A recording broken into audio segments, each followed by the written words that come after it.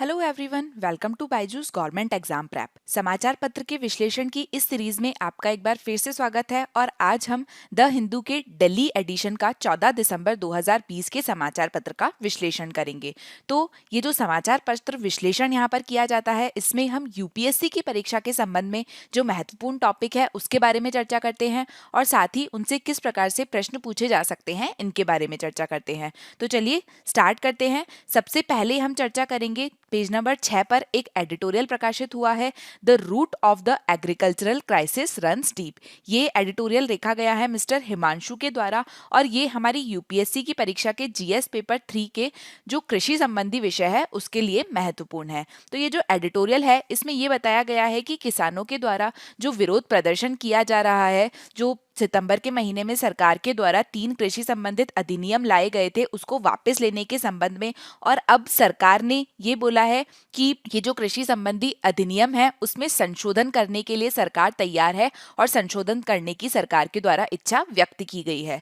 तो इस एडिटोरियल में ये बताया है कि जो निजी व्यापारी हैं उनके पंजीकरण के जो विवादास्पद मुद्दे हैं और इसके अलावा जो कृषि उपज मंडी बाजार समिति है अर्थात जो एपीएमसी मंडी है उसके बाहर व्यापार पर कर लगाने पर सरकार ने संशोधन प्रस्तावित किया है और ये जो है ये राज्यों को इन मुद्दों पर नियमों को लागू करने के लिए सशक्त करेगा और विवाद के समाधान और जो न्यूनतम समर्थन मूल्य है अर्थात जो एमएसपी है उसका जो तंत्र है उसको जारी रखने के लिए न्यायपालिका के उपयोग पर समान आश्वासन दिया गया है। लेकिन जो सरकार के द्वारा इसमें संशोधन की बात की गई है, किसान यूनियन जो है उनके द्वारा इस प्रस्ताव को खारिज कर दिया गया है और एमएसपी की गारंटी देने के साथ साथ 3 अधिनियमों को पूरी तरीके से वापस लेने की मांग किसानों के द्वारा की जा रही है। अर्थात सरकार ये बोल रही है कि उनके द्वारा इन 3 अधिनियम में संशोधन किया जाएगा, लेकिन किसानों की मांग ये है कि उन्हें एमएसपी जो है वो वापस मिल जाए और जो 3 अधिनियम हैं इन्हें पूरी तरीके से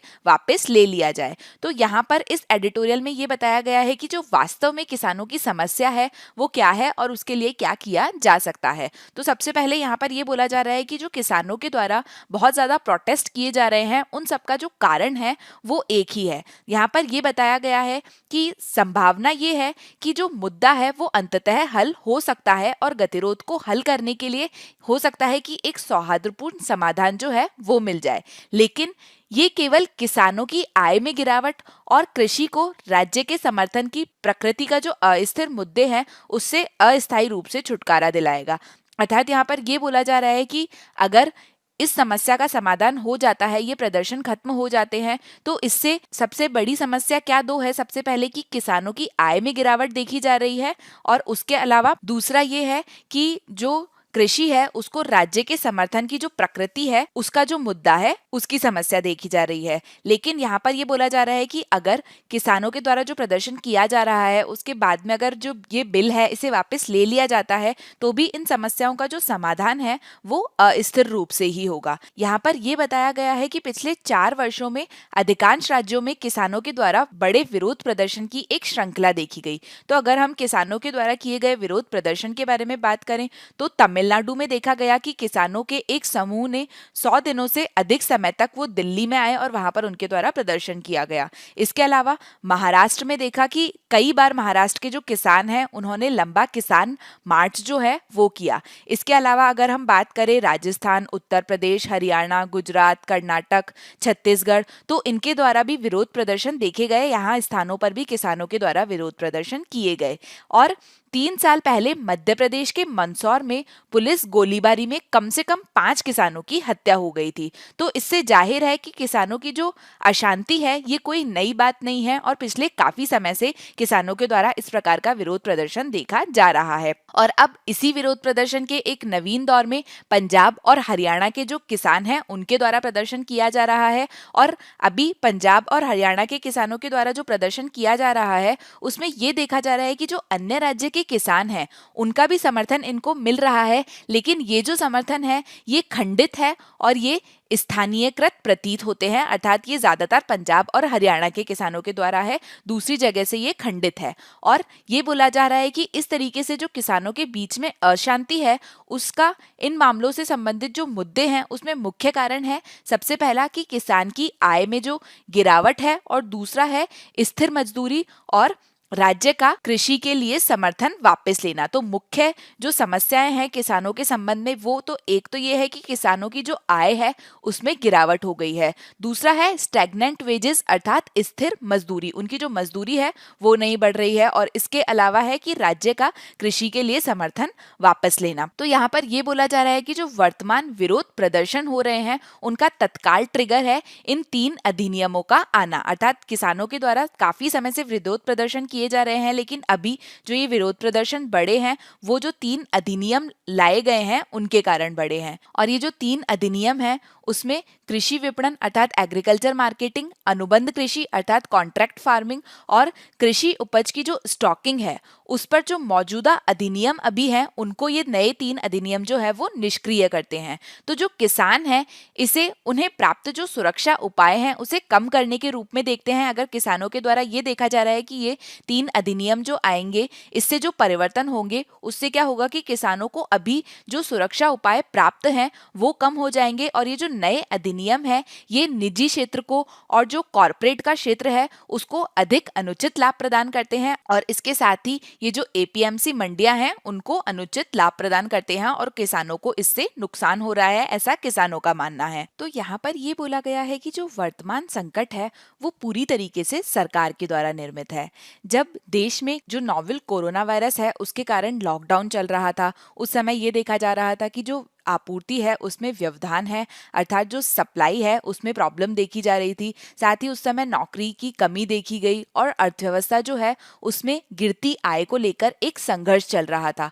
जो अर्थव्यवस्था में गिरती आय को लेकर संघर्ष है वो महामारी से पहले भी थोड़ा था, लेकिन महामारी के समय में वो बढ़ गया। यहाँ पर ये बोला गया है कि ये जो 3 अधिनियम लॉकडाउन के समय में सरकार के द्वारा लेकर आए गए ये भारत की कृषि में जो वास्तव में संरचनात्मक मुद्दे हैं, जो स्ट्रक्चरल इशू हैं, उसको हल करने में मदद कम करते हैं। और यहाँ तक कि अगर इन तीनों अधिनियमों को वापस भी ले लिया जाता है सरकार के द्वारा तो जो जमीनी वास्तविकता है, जो ग्राउंड रियलिटी है, उसको बदलने की संभावना कम है, जो कि अधिनियम को पारित करने से पहले भी थी। तो ये बोला जा रहा है कि ना तो ये जो 3 अधिनियम है ये स्ट्रक्चरल चेंजेस लेकर आते हैं और ना ही इसे हटा दिया जाता है तो ग्राउंड रियलिटी में कोई चेंजेस आएगा।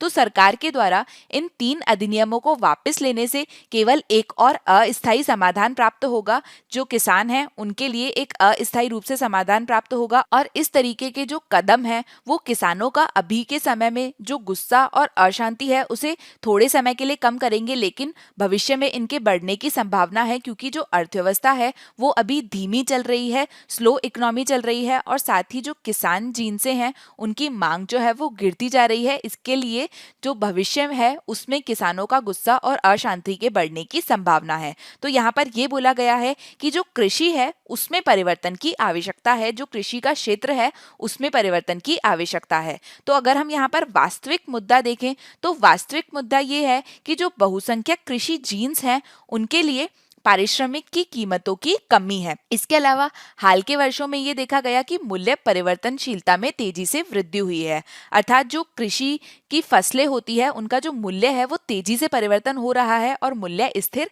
नहीं है। इसके साथ ही ये देखा गया कि जो सरकारी नीति है वो भी अप्रत्याशित है और वो मनमाने ढंग से कार्य करती है और इसके संबंध में ये बोला जा रहा है कि इनके निकट भविष्य में बदलने की संभावना नहीं है। इसके अलावा यहाँ पर ये बोला जा रहा है कि जो दूसरी समस्या है वो ये है कि कृषि की जो प्रकृति है उसमें बदलाव हो रहा है, जिससे क्या हो रहा है कि बाजारों पर कृषि की निर्भरता बढ़ रही है। इसके अलावा जो मशीनीकरण है वो बढ़ रहा है और इन सब के चलते क्या हो रहा है कि जो कृषि अर्थव्यवस्था है उसका विमुद्रीकरण हो रहा है, अर्थात जो कृषि की अर्थव्यवस्था है उसका मोनेटाइजेशन बढ़ रहा है। मोनेटाइजेशन बढ़ने से क्या होता है कि कृषि की जो अर्थव्यवस्था है उसमें ज्यादा मूल्य की आवश्यकता होती है। इसके साथ ही जो बाजारों में बढ़ती निर्भरता है, बाजारों पर जो कृषि की निर्भरता बढ़ रही है उसने जो आउटपुट कीमतें हैं उसमें परिवर्तनशीलता को बढ़ाने में योगदान दिया है। इसके साथ ही किसानों की आय की रक्षा करने और एमएसपी के नेतृत्व वाले जो खरीद कार्य किए जाते हैं उसके माध्यम से कीमतों को अस्थिर करने में सरकार द्वारा सीमित हस्तक्षेप के साथ ही इसके प्रसार में भी परिवर्तनशीलता बढ़ी है, अर्थात जो एमएसपी के जो नेतृत्व किया जाता है सरकार के द्वारा उसके कारण भी मूल्य की जो परिवर्तनशीलता है वो बढ़ी है। तो यहाँ पर अगर हम बात करें कि चावल, गेहूं और इसके अलावा कुछ छुटपुट उदाहरण है जैसे दालों के, तो उसमें अधिकांश फसलों पर एमएसपी जो है वो दी जाती है और ये एक अपर्याप्त हस्तक्षेप से ग्रस्त है। अर्थात जो एमएसपी है वो सभी फसलों पर नहीं दी जाती है, वो कुछ कुछ फसलों पर ही दी जाती है। और हालांकि यहाँ तक कि ये जो प्रोक्योरमेंट किया जाता है एमएसपी के द्वारा, इससे गिरती हुई जो मांग है और जो धीमी अर्थव्यवस्था है उसके साथ में कीमतों को स्थिर करने में ये असमर्थ है। अर्थात एमएसपी पर जो फसलों को खरीदा जाता है उसके बाद भी अभी जो समय है उसमें मांग गिर रही है और जो अर्थव्यवस्था है वो धीमी गति में है। तो इससे क्या हो रहा है कि जो फसलों की कीमत है उनको नियंत्रित नहीं किया जा रहा है। और इसका अगर हम एक उदाहरण देखें तो वो गेहूं हो सकता है। अगर हम गेहूं की बात करें तो गेहूं जो है वो जुलाई के महीने में उसका जो थोक मूल्य सूचकांक था उस पर आधारित वर्ष दर वर्ष मुद्रास्फीति जो है उसमें गिरावट देखी जा रही है लगातार। तो ये बोला जा रहा है कि जो गेहूं है उसमें मुद्रास्फीति नेगेटिव देखी जा रही है, अर्थात उसकी जो मूल्य है वो बढ़ने की जगह कम हो रहा है। और सरकार द्वारा रिकॉर्ड खरीद की जा रही है, लेकिन इसके बावजूद भी अगस्त, सितंबर और अक्टूबर के जो आखिरी 3 महीने हैं उनके लिए ये देखा गया कि ये जो मुद्रास्फीति है ये नकारात्मक रही, अर्थात इसका मूल्य कम हुआ। और ये बोला जा रहा है कि जो प्रोक्योरमेंट ऑपरेशन किए जाते हैं, जैसे एमएसपी दर पे खरीदा जाता है, तो इस प्रकार के जो प्रोक्योरमेंट है वो मूल्य में गिरावट को रोकने में असमर्थ रहे हैं। और साथ ही खरीद की जो असमान प्रकृति है उसका ये मतलब है कि जो पूर्वी भारत के कई राज्य हैं वहां पर जो गेहूं की एमएसपी है उसकी तुलना में जो बाजार कीमतें हैं वो 20 से 40% तक कम है। इसके अलावा अगर अन्य धान के बारे में चर्चा करें तो धान के मामले में भी ऐसा ही है। ज्यादातर राज्यों में ये देखा जाता है कि जो बाजार की कीमतें हैं वो एमएसपी से काफी कम है। और अधिकांश राज्यों में मक्का जैसी फसलों के लिए ये देखा गया कि जो स्थिति है वो और भी चिंताजनक है और एमएसपी की तुलना में मक्का फसलों की जो मूल्य है वो 40 से 60% तक कम था। तो यहाँ पर ये बोला जा रहा है कि दुर्भाग्य से ये सब होना कुछ नया नहीं है। अगर हम पिछले 5 वर्षों के बारे में बात करें तो 5 वर्षों में 3 वर्षों में ये देखा गया कि अनाज की जो मुद्रास्फीति है वो नकारात्मक रही, अर्थात उनका जो मूल्य है उसमें गिरावट देखने को मिली। जबकि अधिनियम की जो वापसी मूल्य स्थिरता है उसे सुनिश्चित करने की संभावना नहीं है, अर्थात ये अधिनियम आने से ये जो मूल्य स्थिरता है इसके सुनिश्चित होने की संभावना नहीं है। यहाँ तक कि एमएसपी को निजी व्यवसाय के लिए गारंटी देने की मांग भी निरर्थक है। अगर ये बोला जाता है कि जो निजी व्यवसाय हैं वो एमएसपी की तरह ही गारंटी देंगे तो ये निरर्थक है, क्योंकि सरकार जो है वो 23 फसलों की बहुमत के लिए खरीद सुनिश्चित करने में असमर्थ है। सरकार के द्वारा लगभग 23 फसलों के लिए एमएसपी दी जाती है, लेकिन इस पर स्वयं सरकार जो है वो खरीद सही से नहीं कर पाती है। तो हम निजी क्षेत्र पर इसके लिए किस तरीके से निर्भर रह सकते हैं। यहाँ तक कि गेहूं और धान जैसी जो फसलें हैं अगर उनकी खरीद की जाती है तो क्षेत्रीय एकाग्रता जो है इसे पूर्वी और दक्षिणी राज्यों के लिए अप्रासंगिक बना देती है। जैसे 23 फसलों पर एमएसपी जारी की जाती है, लेकिन उसमें से वास्तव में जो खरीद है वो कुछ ही फसलों की जाती है। अब जैसे देखें कि गेहूं और धान की खरीद की जाती है, लेकिन इनकी भी जो खरीद है उसमें क्षेत्रीय एकाग्रता देखी जाती है, अर्थात कुछ स्थानों पर खरीद की जाती है।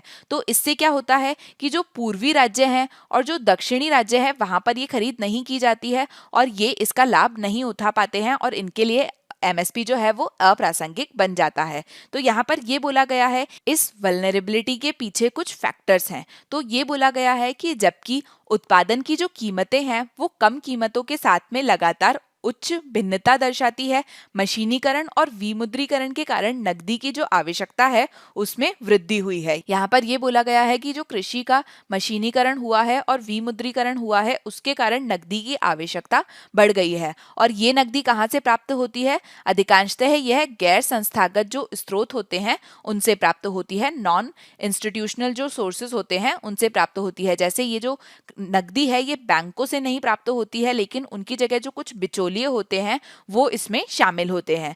तो इससे क्या होता है कि इन बिचौलियों के शामिल होने से जो इनपुट की बढ़ती लागत है उसके साथ में ऋण की जो मांग है उसके कम होने की संभावना नहीं रहती है। और इससे जो इनपुट की कीमत है, जो कृषि के लिए इनपुट की आवश्यकता है उसकी कीमत बढ़ जाती है। और इनके कुछ रुझान देखें तो ये देखा गया है कि वर्ष 2010-11 के बाद से इनपुट की जो लागत है वो बढ़ी है, जब उर्वरकों के पोषण तत्व आधारित जो सब्सिडी थी उसकी जिसके कारण उर्वरक की कीमत में वृद्धि हुई। इसके साथ ही ये देखा गया कि डीजल सब्सिडी को जब वापस ले लिया गया था और इसके साथ ही बिजली की कीमतों में जब वृद्धि हुई तो इनके द्वारा भी किसान को अस्थिर बनाने में योगदान दिया गया और इनके द्वारा भी जो इनपुट की लागतें हैं वो बढ़ी है। तो इसके अलावा ये देखा गया कि सरकार जो है उसके पहले जो 4 वर्ष थे उसमें कृषि निवेश में गिरावट देखी गई, सरकार के द्वारा कृषि पर ज्यादा निवेश नहीं किया गया।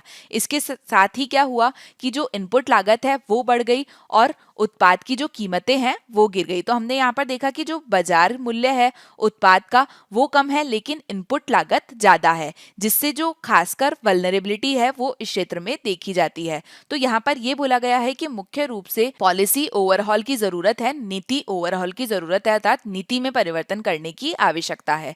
तो ये बोला जा रहा है कि भले ही किसानों के आंदोलन का जो मुख्य कारण है वो मौजूदा गतिरोध हल हो गया हो, लेकिन इसमें कोई निश्चितता नहीं है कि जिन संरचनात्मक कारकों ने किसानों की अशांति में योगदान दिया है वो हल हो जाएंगे। मुद्रास्फीति के प्रबंधन पर अत्यधिक ध्यान देने और राजकोषीय घाटे के प्रति जुनून के साथ में मौजूदा नीतिगत ढांचे से सरकार को या तो मूल्य स्थिरीकरण या राजकोषीय खर्च के माध्यम से खेती की लागत में कमी करने के लिए कम समर्थन मिलेगा। इसके साथ ही कृषि की नई चुनौतियों को पहचानने, गैर कृषि क्षेत्र के साथ में एकीकृत होने के लिए कृषि क्षेत्र को व्यापक नीति की आवश्यकता है। ये न केवल संरचनात्मक मुद्दों की बेहतर समझ में आता है बल्कि किसानों की जो आजीविका है उसको इन परिवर्तनों की अनिश्चितता से बचने के लिए नवीन सोच भी रखता है और इन सबसे ऊपर कृषि जो है वो उस क्षेत्र का समर्थन करने और इसे संरक्षित करने और वित्तीय सहायता और संस्थात्मक संरचनाओं की आवश्यकता है। और इन सभी के अभाव में अगर किसानों की आय को दुगनी करने की बात बोली जाती है तो केवल ये एक सोच है और इसे वास्तव में करना मुमकिन नहीं हो पाएगा। इसके बाद में अगला एडिटोरियल पेज नंबर 6 पर प्रकाशित हुआ है, ब्रेकिंग अप, जो कि जीएस पेपर 3 के अर्थव्यवस्था विषय के संबंध में महत्वपूर्ण है। तो इसमें बात की गई है फेसबुक की, जो कि एक तरीके से डोमिनेंट इंटरनेट एम्पायर बन रहा है। तो इसमें ये बताया है कि जो नियामक है उनको प्रतिस्पर्धा को जीवित रखना चाहिए और जो नव प्रवर्तन है उनको नहीं रोकना चाहिए। तो इसके संबंध में इस एडिटोरियल में ये बताया है कि जो फेडरल ट्रेड कमीशन है, इसके साथ ही जो 46 अमेरिकी राज्यों के अटॉर्नी जनरल है, कोलंबिया का जिला और गुआन का जो क्षेत्र है, इन सबके द्वारा फेसबुक के खिलाफ मुकदमे दायर किए गए हैं और ये सभी जो मुकदमे हैं ये फेसबुक, जो कि एक प्रमुख इंटरनेट एम्पायर के रूप में कार्य कर रहा है, उसके लिए एक महत्वपूर्ण चुनौती है। तो ये बोला गया है कि जो फेसबुक है इसे मार्क जकरबर्ग, जो कि इसके फाउंडर है, उनने बहुत कम समय में बनाया है और उसके खिलाफ जो ये मुकदमे चल रहे हैं वो उसके लिए एक बहुत बड़ी चुनौती हो सकती है। तो ये जो लॉसूट दायर करने वाले हैं, ये जो मुकदमा दायर करने वाले हैं, उनका ये कहना है कि अपने प्रतिस्पर्धा विरोधी आचरण के लिए फेसबुक पर मुकदमा दायर किया गया है। ये बोला गया है कि जो फेसबुक है उसका जो आचरण है वो प्रतिस्पर्धा विरोधी है, उसके द्वारा इस तरीके से कार्य किए जाते हैं कि मार्केट में जो कंपटीशन है वो खत्म हो जाता है। और उनके द्वारा ये कहा गया है कि जो फेसबुक है उसमें उपभोगकर्ताओं, विज्ञापनदाताओं, प्रतिस्पर्धा और नवाचार जो है उसको प्रभावित करता है। तो यहाँ पर उन पर जो मूल आरोप है फेसबुक पर वो ये है कि वो प्रतिस्पर्धा से डरकर फेसबुक जो है वो एक प्रतिस्पर्धा विरोधी रणनीति का उपयोग करता है। तो फेसबुक के द्वारा क्या किया जाता है, या तो जो संभावित प्रतियोगी होता है उसके द्वारा खरीद लिया जाता है। जैसे बाजार में फेसबुक जो है वो अभी सबसे बड़ी कंपनी अगर है तो उसके कंपटीशन करने के लिए कोई बड़ी कंपनी मार्केट में उभर रही है, इंटरनेट पर उभर रही है, तो फेसबुक के द्वारा क्या किया जाता है कि उसे खरीद लिया जाता है। और अगर वो ऐसा नहीं कर पाता है तो वो इस बड़े मंच तक उस दूसरी कंपनी को पहुंचने से रोकने की कोशिश करता है। तो अगर हम ये देखें तो इसका उदाहरण हम इंस्टाग्राम और व्हाट्सएप के रूप में देख सकते हैं।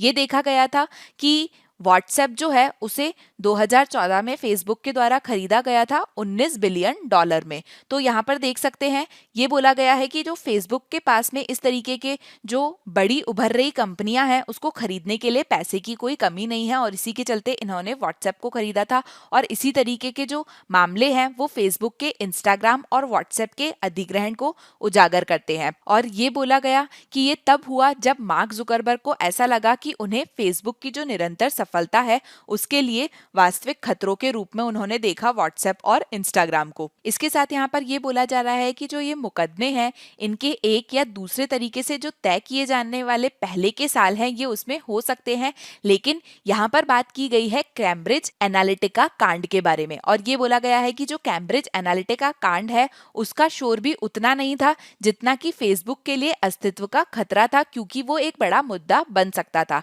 यहाँ पर ये बोला गया है कि फेसबुक में प्राइवेसी की कमी को लेकर, लैक ऑफ प्राइवेसी, गोपनीयता की जो कमी है उसको लेकर भी चिंता है और उस पर भी प्रकाश डाला गया है, लेकिन फेसबुक जो है इसे निरंतर छुपाने की जो जद्दोजहद है वो करता रहता है और तब से जो कैम्ब्रिज एनालिटिका घोटाला है उसने सोशल नेटवर्क की जो गर्जनापूर्ण वृद्धि है उसको रोकने के लिए कुछ ज्यादा नहीं किया है।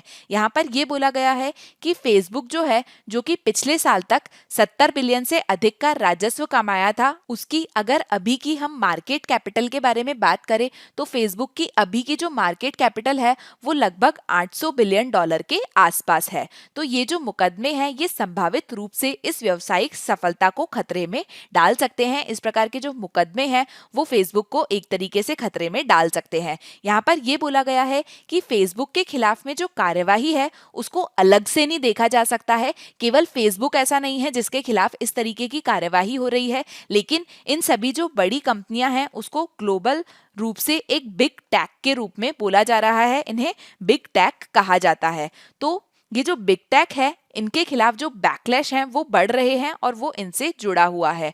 यूरोप और यूएस जो हैं वो विशेष रूप से इन प्रौद्योगिकी की जो कंपनियां हैं उनके खिलाफ इनके द्वारा न केवल एंटी ट्रस्ट आरोप लगाए जा रहे हैं, अर्थात ट्रस्ट के विरोध में आरोप लगाए जा रहे हैं, बल्कि ये भी बोला जा रहा है कि इनके द्वारा गोपनीयता का उल्लंघन किया जा रहा है और उससे जुड़े मामले भी इन बड़ी बिग टेक कंपनियों पर चल रहे हैं। तो इससे ऐसा लगता है कि ये जो प्रौद्योगिकी प्लेटफॉर्म है इनके पास में चीजों की जो वैश्विक योजना है उसमें अनुमानहीनता है और जिसका वे उद्योग में अपना वर्चस्व बढ़ाने के लिए शोषण करते हैं। या ये बोला गया है कि जो नियामक और नीति निर्माता हैं उनके लिए प्रौद्योगिकी जो उद्योग है उसमें हल्के स्पर्श का जो दृष्टिकोण है उसको जारी रखना निरर्थक है और वास्तव में अमेरिका के जो राजनेता है, अमेरिका के जो पॉलिटिशियंस हैं, उनके द्वारा ये जो प्रौद्योगिकी की फर्में हैं, ये जो टेक्नोलॉजी की फर्में हैं, इन्हें कम करने के लिए कार्य को आगे बढ़ाया गया है और अपने विशाल पैमाने के साथ में फेसबुक ने एक से अधिक मौकों पर नियामकों और प्रशासकों को संभालने का कार्य किया है और वो उसमें कामयाब रहा है। इसके साथ ही यहाँ ये बोला गया है कि इंटरनेट से मुक्त जो सीमित संस्करण होगा उसके लिए प्रस्ताव और एक नई डिजिटल मुद्रा के लिए जो योजनाएं चलाई जा रही है वो इसके कुछ उदाहरण हैं। यहाँ पर ये बोला गया है कि ये जो इंटरनेट का एकाधिकार है, जैसे देखा जा रहा है कि जो फेसबुक है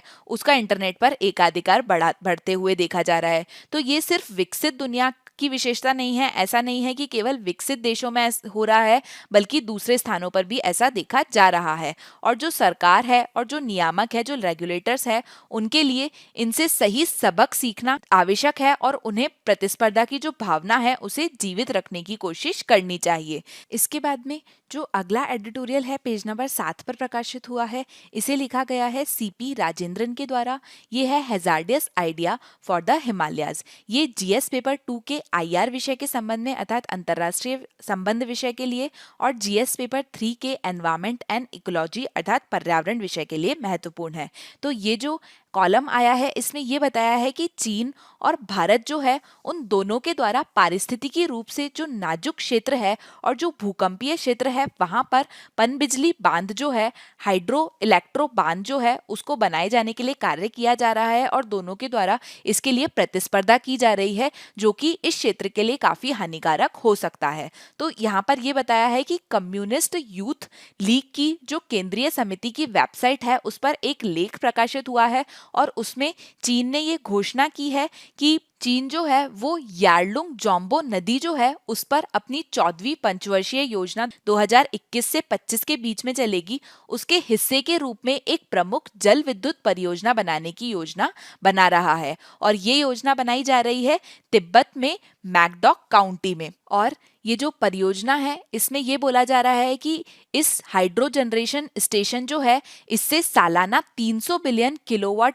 बिजली की देने की उम्मीद है। तो चीनी अधिकारियों का ये कहना है कि इस परियोजना से देश को 2030 से पहले जो कार्बन उत्सर्जन है उसका शिखर है उस तक पहुंचने का लक्ष्य प्राप्त करने में मदद मिलेगी, और 2060 से पहले जो कार्बन तटस्थता है अर्थात जो कार्बन न्यूट्रलिटी है वो प्राप्त हो पाएगी। इसके साथ ही यहाँ पर ये बोला है कि जैसे ये जो खबर आई चीन के द्वारा, उसके बाद में ये मैकडॉक काउंटी में जब बढ़ना शुरू हुई तो अरुणाचल प्रदेश के द्वारा भी इस प्रकार की जो घोषणाएं हैं वो करने में वो पीछे नहीं रहा, और इसके जो भारतीय समकक्ष थे उसको सीमा के इस तरफ हिमालय को बांधने की इस योजना को दोहराने की बहुत जल्दी थी, और भारत ने कथित तौर पर एक पूर्वी राज्य में 10 गीगावाट जल विद्युत परियोजना पर विचार जो है वो किया, और ये विचार भारत के द्वारा सामने आ रहा है। तो इस एडिटोरियल में ये बोला जा रहा है कि इस तरीके से जो दोनों देशों के बीच में प्रतिस्पर्धा चल रही है उससे काफी नुकसान हो सकते हैं। यहाँ पर ये बोला जा रहा है कि दोनों देशों के बीच में ये जो प्रतिस्पर्धा है, अप डाउन की भीड़ है, उसमें दोनों देश इस बात को नजरअंदाज कर रहे हैं कि इस तरीके के जो सुपर बांध की परियोजनाएं हैं वो कितनी अविश्वसनीय है, और ये देखते हुए कि वो ऐसे क्षेत्र में परियोजना बना रहे हैं जो कि भौगोलिक रूप से अस्थिर है। ये जिस क्षेत्र में चीन के द्वारा और भारत के द्वारा जल विद्युत परियोजनाओं की घोषणा की जा रही है वो हिमालय क्षेत्र है, और वो भौगोलिक रूप से अस्थिर क्षेत्र है, और ये एक हाई टाइम है कि भारत और चीन जो है वो एक साथ ऐसे जो दुर्व्यवहार है उनके परिणामों पर विचार विमर्श करने के लिए साथ में बैठे, और यहाँ पर बड़े पैमाने के भूकंप आने की संभावना है। तो यहाँ पर ये बोला जा रहा है कि पिछले 20 वर्षों में चीन और भारत जो है इन दोनों ने ही पारिस्थितिकी रूप से नाजुक ये जो क्षेत्र है और भूकंपीय रूप से ये जो कमजोर क्षेत्र है इसमें पनबिजली बांध बनाने के लिए एक दूसरे के साथ में प्रतिस्पर्धा की है। तो ये जो क्षेत्र है इसमें ब्रह्मपुत्र की जो सहायक नदियां हैं उस पर अरुणाचल प्रदेश में जो क्षेत्र है वहां पर 2 जल विद्युत परियोजनाएं चल रही है। तो अरुणाचल प्रदेश में जो 2 जल विद्युत परियोजनाएं चल रही है उसमें एक तो बिचौम और टेंगा नदी है, उस पर 600 मेगावाट की कामेंग परियोजना चल रही है, और इसके अलावा 2000 मेगावाट की सुबनसिरी लोअर पनबिजली परियोजना जो है वो भी चल रही है। इसके अलावा अगर हम सीमा के दूसरी ओर चीन की बात करें तो चीन जो है वो पहले से ही 55 में से 11 परियोजनाओं को पूरा कर चुका है जो कि तिब्बत के क्षेत्र में उनके द्वारा योजना बनाई गई थी। इसके अलावा ये जो जल विद्युत परियोजनाएं हैं इनके मद्देनजर एक गति से कार्यान्वित करने में ये जो दोनों देश हैं ये अपनी आर्थिक क्षमता का अधिक आकलन करते हैं। ये जो दोनों देश हैं इनके द्वारा ये सोचा जा रहा है कि ये जो परियोजनाएं हैं इनसे आर्थिक लाभ अधिक होगा, इनकी जो इकोनॉमिक पोटेंशियल है उसका ज्यादा अनुमान लगा रहे हैं ये दोनों देश। लेकिन इस क्षेत्र की जो भूकंप की कमजोरता है, इस क्षेत्र की जो अर्थक्वेक वल्नरेबिलिटी है उसे कम समझा जा रहा है इन दोनों देशों के द्वारा, जो कि गलत है। यहाँ पर यह बोला गया है कि अगर हम इस चीज पर विचार करें कि ये जो उच्च भूकंपीय क्षेत्र है हिमालय का, वहां पर उच्च जनसंख्या एकाग्रता के क्षेत्र है, अर्थात हिमालय का वो क्षेत्र जहां पर भूकंप की संभावनाएं ज्यादा है, वहां पर जो जनसंख्या की एकाग्रता है वो भी ज्यादा है, वहां पर अधिक लोग रहते हैं, और यहाँ पर भूस्खलन और हिमनदी झील के जो प्रकोप हैं वो आम रूप से देखे जाते हैं। तो ये बोला जा रहा है कि जो 20वीं सदी है उसमें जो बड़े बड़े भूकंप आए हैं, 20th सेंचुरी में जितने भी बड़े भूकंप आए हैं उसमें से 15% जो है वो 8 से अधिक की तीव्रता के साथ में वो हिमालय के क्षेत्र में थे, अर्थात 15% जो है वो हिमालय के क्षेत्र में आए जिनकी तीव्रता जो है वो 8 से अधिक थी। रिक्टर स्केल पर इनकी जो तीव्रता है वो 8 से अधिक थी, जो कि खतरनाक भूकंप माने जाते हैं। इसके अलावा जो उत्तर पूर्वी हिमालयी मोड है उसने पिछले 100 वर्षों में हिमालय के अन्य हिस्सों में अधिक से अधिक 7 बड़े भूकंपों का अनुभव किया है, अर्थात ये जो उत्तर पूर्वी क्षेत्र है जहां पर ये परियोजनाएं चल रही है इसमें करीब 7 से ज्यादा बड़े भूकंप अब तक आ चुके हैं पिछले 100 वर्षों में। तो यहाँ पर अगर हम मैकमोहन रेखा के बारे में चर्चा करें तो मैकमोहन रेखा के दक्षिण में 1950 में जो भूकंप आया था उसकी तीव्रता 8.6 थी, और ये सबसे बड़ा कॉन्टिनेंटल फंक्शन था और तिब्बत और असम को इसने तबाह कर दिया था। इस भूकंप ने हजारों लोगों की जान ले ली थी और व्यापक भूस्खलन, व्यापक भूस्तर में बदलाव और दरारें हो गई थी। इसके परिणाम स्वरूप क्या हुआ कि जो हिमालय पर्वतमाला है और जो ऊपरी असम की घाटी है उसमें पानी और कीचड़ जमा हो गया और इससे नदियों को नुकसान हुआ। बाद में बांधों के जो निचले हिस्से हैं उसमें भी बाढ़ की स्थिति पैदा हो गई, जिससे जो जल निकासी की व्यवस्था है वो गंभीर हो गई। इसके साथ ही ये जो भूकंप है इसे भारत, तिब्बत,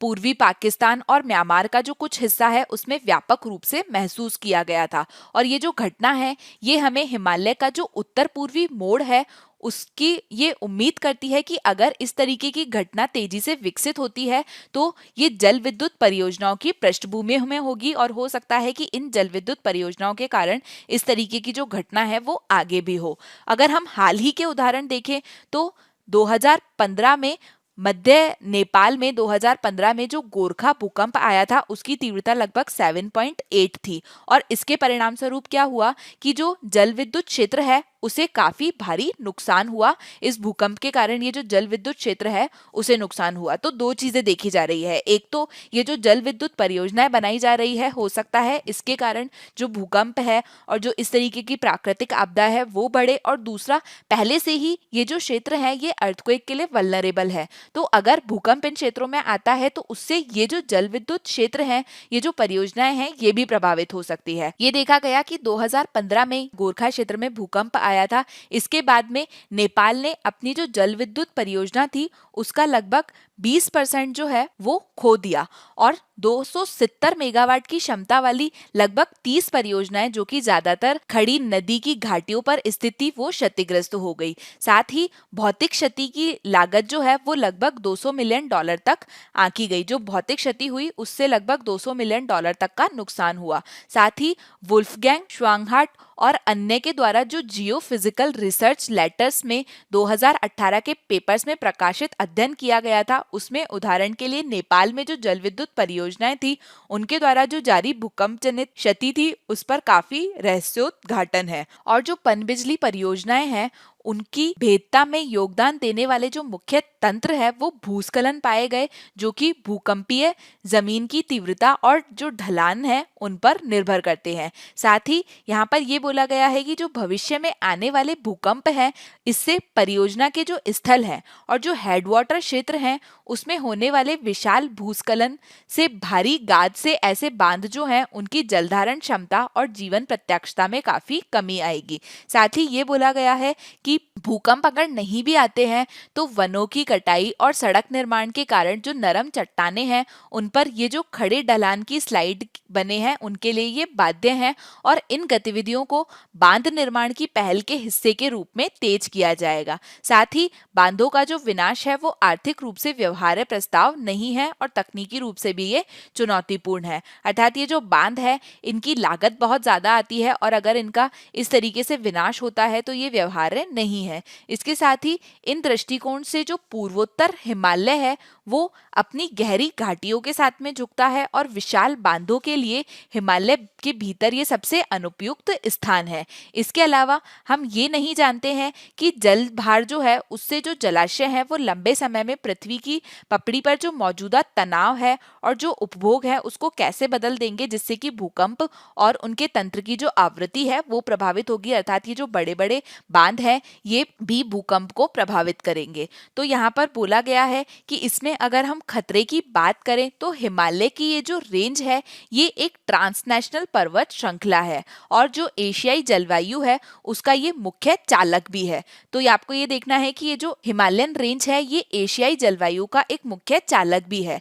ये कई एशियाई नदी प्रणालियां जो हैं और जो ग्लेशियर हैं उनके लिए एक स्रोत है। कई नदियों की शुरुआत यहाँ से होती है जो कि ग्लोबल वार्मिंग के कारण गिरावट आ रही है जिसमें, और जो पीछे हटने के खतरे हैं वो भी यहाँ पर विद्यमान है। इसके साथ ही ये जो नदी प्रणालियां हैं ये अरबों लोगों के लिए पानी उपलब्ध कराती है और मानवता की एक जो विरासत है वो अब ये जो दो बड़ी बड़ी परमाणु शक्तियां हैं भारत और चीन, इनके बीच में जो क्षेत्रीय विवाद चल रहा है उसके साथ में ये अत्यधिक विवादास्पद हो गया है। यहाँ ये बोला जा रहा है कि ये जो दोनों देश हैं भारत और चीन, इनके बीच में जो विवाद चल रहा है उसमें जो निम्न स्तरीय सैन्य टकराव है उसने सभी मौसमी जो सड़कें हैं, इसके साथ ही जो क्षेत्रीय जैव विविधता का संकट है, स्वदेशी आबादी की जो आजीविका है, उसके लिए दोनों पक्ष जो है वो अधिक बुनियादी ढांचे के विकास की मांग कर रहे हैं। इसके साथ ही नेचर जो मैगजीन है उसमें एक हाल ही में लेख प्रकाशित हुआ था, उसमें महाराज के पंडित जो कि एक हिमालयी पारिस्थितिकीविद हैं, वो ये कहते हैं कि हाल के वर्षों में हिमालय में वनों की कटाई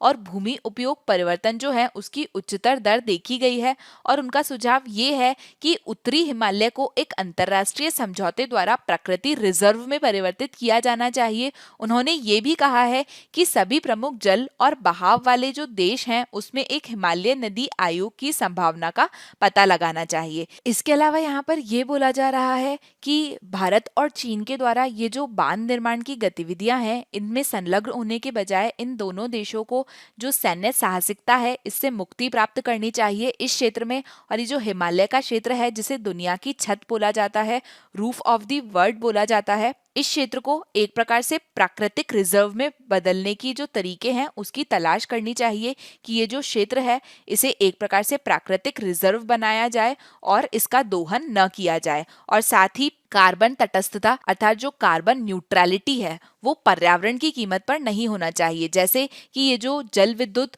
प्रोजेक्ट लाए जा रहे हैं, इसके लिए ये बोला जा रहा है कि ये जो कार्बन का एमिशन है उसे कम करने में मदद करेंगे, लेकिन ये जो कार्बन न्यूट्रलिटी है ये पर्यावरण की कीमत पर नहीं आनी चाहिए। ऐसा नहीं होना चाहिए कि हम एक तरफ कार्बन न्यूट्रलिटी प्राप्त कर ले लेकिन हम जो एनवायरमेंट है उसे कहीं और ज्यादा प्रभावित कर दें। तो ये इस एडिटोरियल में बताया गया है। इसके बाद में दूसरा एडिटोरियल जो कि पेज नंबर 7 पर प्रकाशित हुआ है, ये जीएस पेपर 3 के एनवायरमेंट एंड इकोलॉजी अर्थात पर्यावरण विषय के संबंध में ही महत्वपूर्ण है और इसमें बताया गया है इनोवेशन फॉर क्लीनर एयर अर्थात इसमें बात की गई है कि अकेले वायु प्रदूषण जो है उसकी निगरानी करना पर्याप्त नहीं है, एयर पॉल्यूशन को सिर्फ चेक करना काफी नहीं है। भारत को इस समस्या से निपटने के लिए जो संदर्भ विशिष्ट समाधान है उसकी आवश्यकता है, कंटेक्स्ट स्पेसिफिक सॉल्यूशन की आवश्यकता है। तो यहाँ पर यह बोला गया है कि पिछले दशक में भारत ने वायु प्रदूषण की निगरानी में महत्वपूर्ण प्रगति की है और इसके लिए भारत में 250 से अधिक निरंतर परिवेशी वायु गुणवत्ता निगरानी सेंटर है और 800 से अधिक परिवेशी वायु गुणवत्ता निगरानी स्टेशन है। यह इनकी वजह से ही है कि हम वायु प्रदूषण की चुनौती के परिणाम को समझने में सक्षम है और हम ये जान पाए हैं कि वायु प्रदूषण कितना बढ़ रहा है। वायु प्रदूषण के आसपास के जो अभियान है, स्वास्थ्य और पर्यावरण पर इसका जो प्रतिकूल प्रभाव है, उसके माध्यम से नागरिकों को इसके बारे में जागरूकता बढ़ाने का एक जबरदस्त प्रयास किया गया है। लेकिन ये जो प्रयास हैं जागरूकता बढ़ाने के लिए जो किए गए हैं, इन्हें और भी ज्यादा बढ़ाने की आवश्यकता है। लेकिन इसके साथ ही नीति और जो रणनीति का स्तर है उस पर प्रणालीगत परिवर्तन होना भी उतना ही महत्वपूर्ण है। अर्थात ये आवश्यकता है कि जो वायु प्रदूषण है उसे कम करने की तरफ भी कार्य किया जाए और प्रणालीगत परिवर्तन किए जाए। तो यहाँ पर यह बोला गया है कि जो नीतिगत हस्तक्षेप है उनकी आवश्यकता है। ये बोला जा रहा है कि जो सार्वजनिक नीतियां हैं, जो पब्लिक पॉलिसी बनाई जा रही है, वो पहले ही सकारात्मक प्रतिक्रिया दे रही है, उनके द्वारा अच्छा कार्य किया जा रहा है। और वायु प्रदूषण के लिए ये देखा गया कि 2020-21 में जो बजट आवंटन किया गया वो 2018-19 में जो बजट आवंटन किया गया था उसमें 1 मिलियन से अधिक आबादी वाले जो शहर है उसमें स्वच्छ हवा सुनिश्चित करने के लिए काफी हद तक बढ़ गया है। इसके साथ ही अगर हम बात करें कि जो एनसीआर अर्थात जो नेशनल कैपिटल रीजन है और उसके आसपास का क्षेत्र है, वहां पर प्रदूषक के खिलाफ जो दंड प्रावधान है उसके साथ में वायु गुणवत्ता प्रावधान आयोग की जो स्थापना है वो भी एक स्वागत योग्य कदम है। इसके अलावा भारत ने BS4 से BS6 वाहनों तक की जो छलांग लगाई है, BS5 का जो स्टैंडर्ड है उसे स्किप कर दिया है, ये भी एक काफी अच्छा कदम है। और ई मोबिलिटी पर जो ज्यादा फोकस किया जा रहा है वह भी अच्छा कदम है। साथ ही प्रधानमंत्री उज्ज्वला योजना जो है उसके माध्यम से ग्रामीण क्षेत्रों में जो LPG कवरेज है उसमें वृद्धि से क्या हुआ है कि जो इंडोर एयर पॉल्यूशन है, जो इंडोर वायु प्रदूषण है, उसको कम करने का प्रयास भी किया गया। हालांकि ये जो उपाय हैं ये दीर्घकालीन जो प्रभाव है उसमें बड़ा प्रभाव पड़ता है और भारत को तत्काल भविष्य में स्वास्थ्य हवा के वादे को पूरा करने के लिए नवाचारों की आवश्यकता है। अर्थात इसके अलावा भी कुछ नए इनोवेशंस की भारत में आवश्यकता है। तो यहाँ पर ये बोला जा रहा है कि जो विकासशील समाधानों की जरूरत है उसमें कई संस्थान शामिल है। तो उसमें अगर हम बात करें कि जो भारतीय कृषि अनुसंधान संस्थान है उसका जो पूसा बायो डिकम्पोजर है ये 15 से 20 दिनों में फसल अवशेषों को खाद में बदल देता है। तो ये एक नवाचार है। इसके साथ ही स्टबल बर्निंग से निपटने के लिए एक लागत प्रभावी विकल्प ये बन सकता है। इसके अलावा जो यूएनडीपी है, यूनाइटेड नेशन डेवलपमेंट प्रोग्राम्स, वो भी जो स्टार्टअप है उनके द्वारा जो नवाचार किए जा रहे हैं, जो इनोवेशन लाए जा रहे हैं उसको बढ़ावा दे रहा है। जैसे कि उद्योगों और वाहनों में जो स्रोत पर कण पदार्थ होता है, जो पार्टिकल होते हैं, उसको कम करने के लिए एक फिल्टर कप रेट्रोफिट डिवाइस लाई गई है और इंडोर वायु गुणवत्ता में सुधार के लिए श्वास जड़ों की तकनीक के माध्यम से वायु शोधन की बढ़ाने के लिए एक प्रकृति आधारित समाधान लाया गया है। इसके अलावा भारत में जो वायु प्रदूषण है उसके और भी कई स्रोत हैं जो कि विशाल भौगोलिक क्षेत्रों में फैले हुए हैं और जो सीमित क्षमता और जनशक्ति के साथ में पर्यावरण नियामकों के लिए एक चुनौती हो सकती है।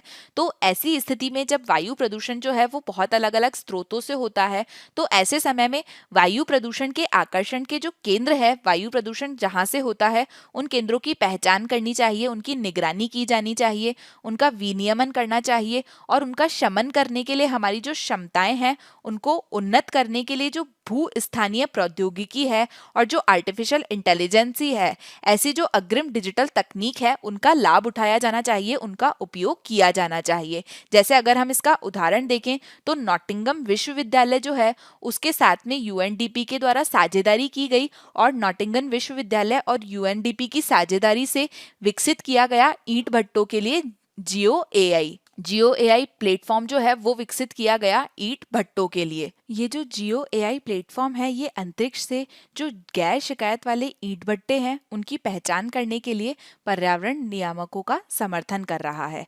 इसके साथ ही ये जो प्लेटफॉर्म है ये पहले से ही भारत गंगा के जो मैदान है उसमें 37,000 से अधिक ईंट निर्माण इकाइयों का मानचित्रण इसके द्वारा किया गया है और वायु प्रदूषण की जटिलता और परिणाम को देखते हुए भारत को न केवल तकनीकी बल्कि आर्थिक, सामाजिक, कानूनी, शैक्षणिक, राजनीतिक और जो संस्थागत डोमेन है उसमें भी संदर्भ विशिष्ट नवाचारों की आवश्यकता है। तो यहाँ पर यह बोला जा रहा है कि जो वायु प्रदूषण की चुनौती है उसको कम करने की क्षमता के साथ में नवाचार को प्रदर्शित करने के लिए एक सिंगल विंडो ऑनलाइन प्लेटफॉर्म विकसित करना महत्वपूर्ण है। साथ ही यहाँ पर यह बोला गया है कि और क्या किया जाना चाहिए, तो जो संदर्भ विशिष्ट वायु प्रदूषण चुनौतियां हैं उनसे निपटने के लिए नवाचारों के लिए एक सक्षम पारिस्थितिकी तंत्र प्रदान करना समय की आवश्यकता है। संदर्भ विशिष्ट वायु प्रदूषण चुनौती से मतलब है कि वायु प्रदूषण जिस स्थान से हो रहा है उस समस्या का समाधान करने की आवश्यकता है। तो यहाँ पर यह बोला गया है कि जो स्केलेबल प्रदूषण उन्मूलन की प्रौद्योगिकी है उसके साथ में आने के लिए उद्यमों के लिए एक महत्वपूर्ण सरकारी समर्थन की आवश्यकता है और नवीन समाधानों के परीक्षण, प्रमाणन और स्केलिंग का समर्थन करने के लिए और जो बौद्धिक संपदा अधिकार हैं उसके संरक्षण के लिए समर्थन बढ़ाने के लिए जो संसाधन है उनको आवंटित करने की आवश्यकता है। साथ ही जो निजी क्षेत्र की भागीदारी है उसको बढ़ाना भी महत्वपूर्ण है और जो व्यवसाय और उद्यम है उनको अपने संचालन और कार्यप्रणाली, उत्सर्जन और प्रदूषण नियंत्रण में निर्माण और संस्थागत कार्बन पदचिह्न को न्यूनतम संभव स्तरों तक कम करने की आवश्यकता है।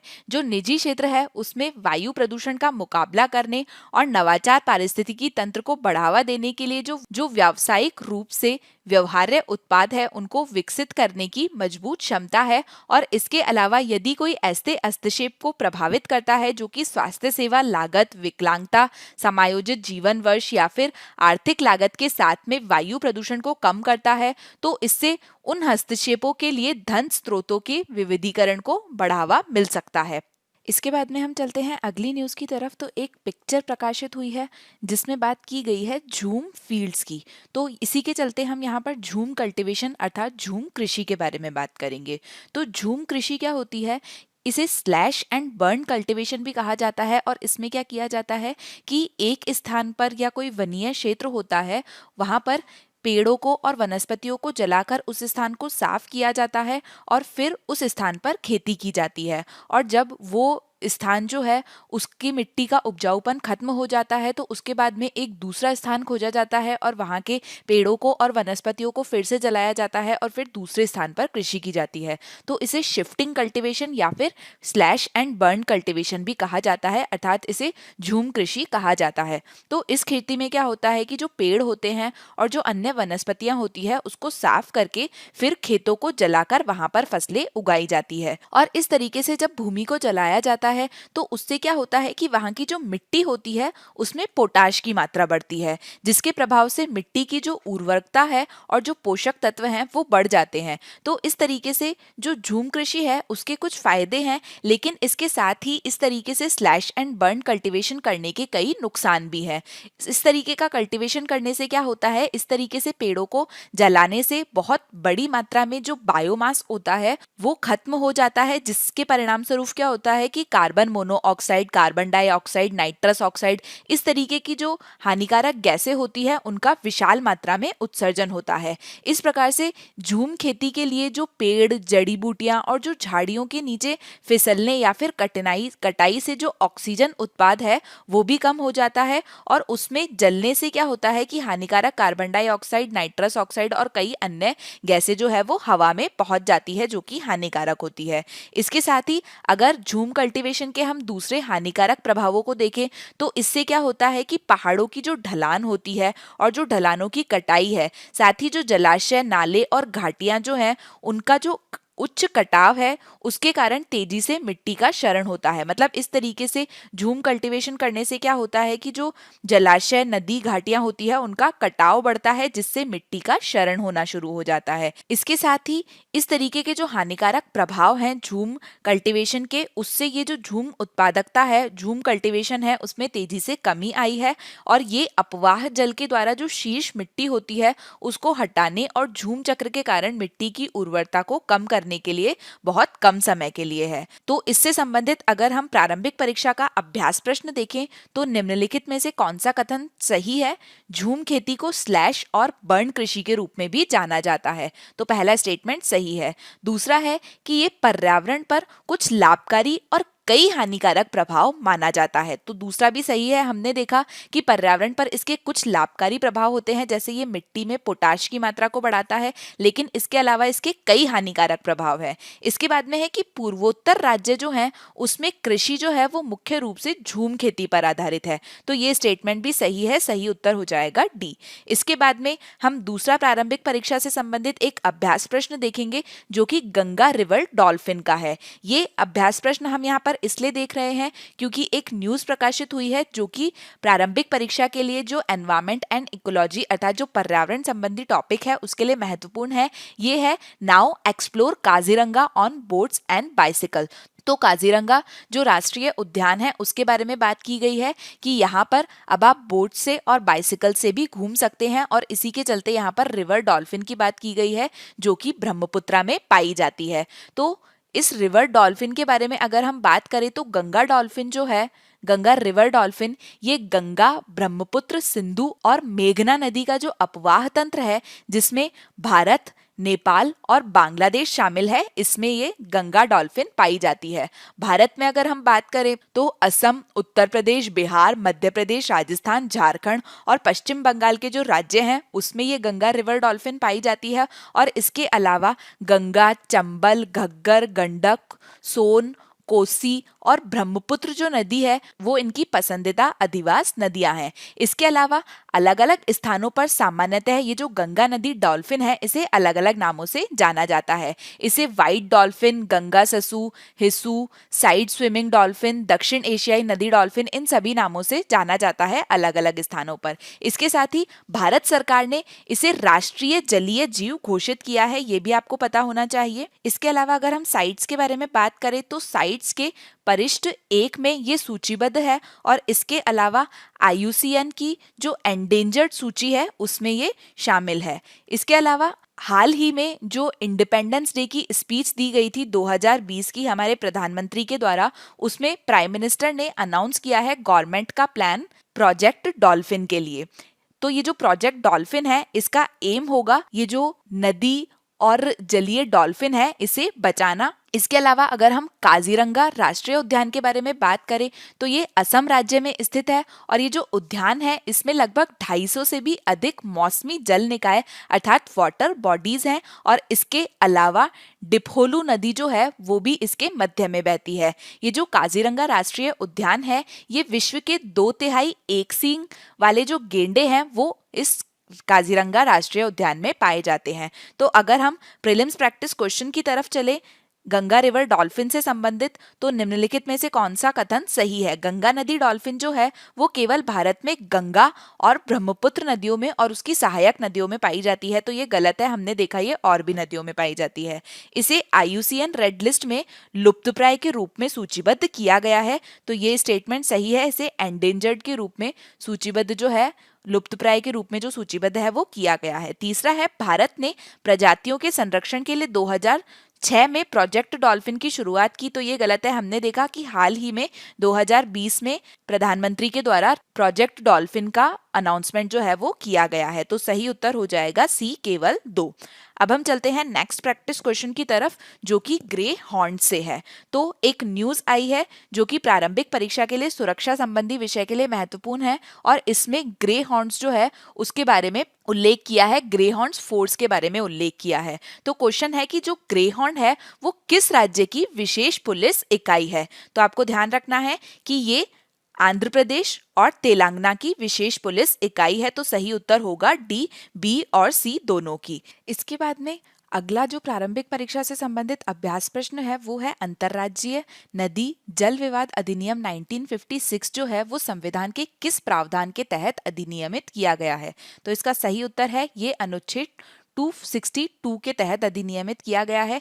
ये प्रश्न आपसे पूछा गया है क्योंकि एक न्यूज प्रकाशित हुई है, withdraw plea on water use centre tells Telangana. ये प्रारंभिक परीक्षा के लिए पॉलिटी विषय अर्थात राज्य व्यवस्था विषय के लिए महत्वपूर्ण है। इसके बाद में अगला प्रारंभिक परीक्षा से संबंधित अभ्यास प्रश्न है CCIT अर्थात अंतर्राष्ट्रीय आतंकवाद पर व्यापक सम्मेलन के बारे में। तो ये किस देश के द्वारा प्रस्तावित किया गया था? इसका सही उत्तर है इसे भारत के द्वारा प्रस्तावित किया गया था। इसके संबंध में पेज नंबर 9 पर एक न्यूज प्रकाशित हुई है जिसमें टेररिज्म के बारे में बात की गई है। ये हमारी प्रारंभिक परीक्षा के लिए अंतर्राष्ट्रीय संबंध विषय के लिए महत्वपूर्ण है।